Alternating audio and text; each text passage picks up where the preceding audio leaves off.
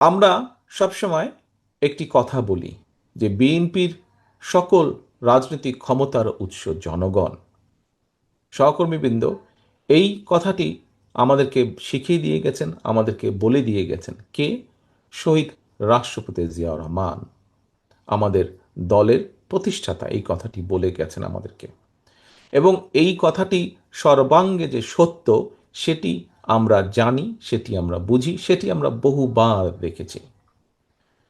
প্রিয় সহকর্মীবৃন্দ, সেজন্যই এই যে কিছুক্ষণ আগে একটি কথা বললাম যে আমরা আমাদের দলের নীতি, আদর্শ, উদ্দেশ্য, লক্ষ্য, আমাদের ভবিষ্যৎ পরিকল্পনা, এই কথাগুলো শুধু আমরা আমাদের মাঝে রাখলে তো চলবে না, আমাদেরকে নিয়ে যেতে হবে জনগণের কাছে।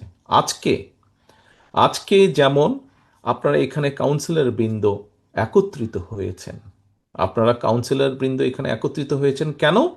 আপনারা আগামী, একটু আগে যে বললাম, আগামী 2 বছর এই সাধারণত আমাদের সাংগঠনিক গঠনতন্ত্র অনুযায়ী সাংগঠনিক মেয়াদ হচ্ছে একটি জেলা কমিটির 2 বছর। আগামী 2 বছর পর্যন্ত আপনারা কাদেরকে দল পরিচালনার দায় দায়িত্ব দেবেন?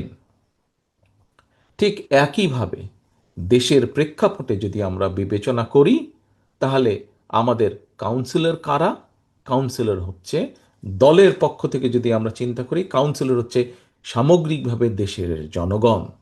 বিশেষ করে এই যে আগামী নির্বাচন যেটি হবে, আমাদের যে প্রত্যাশিত, বাংলাদেশের মানুষের যে প্রত্যাশিত যে নির্বাচনের দাবি, একটি নিরপেক্ষ নির্বাচনের দাবি 2008 সালের পর থেকে বাংলাদেশ জাতীয়তাবাদী দল সহ আরও কিছু রাজনৈতিক দল, গণতান্ত্রিক দেশপ্রেমিক রাজনৈতিক দল করে আসছিল।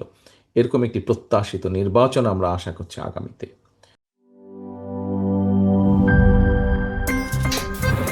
আমার একটা স্মার্ট সিদ্ধান্তে 25% গ্যাসের খরচ কমেছে। ভাবছেন কিভাবে? সাধারণ গ্যাস স্টোভ বদলে আমি এনেছি আরএফএল গ্যাস স্টোভ। এর সাইন্টিফিক নজল ও ব্রাস বার্নার ক্যাপ সমানভাবে তাপ ছড়িয়ে রান্না করে দ্রুত, তাই গ্যাসও বাঁচায় 25%, টাকাও বাঁচে 25%। আরএফএল গ্যাস স্টোভ নিরাপদ ও গ্যাস সাশ্রয়ী।